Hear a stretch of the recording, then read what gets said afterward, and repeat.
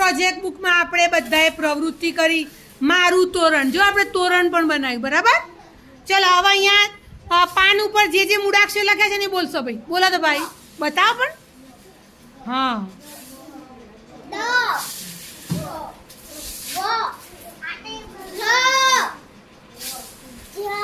જ કોનો છે બેટા વેરી ગુડ બતાવો હા બતાવો ભાઈ હા કયો મૂળાક્ષર છે સ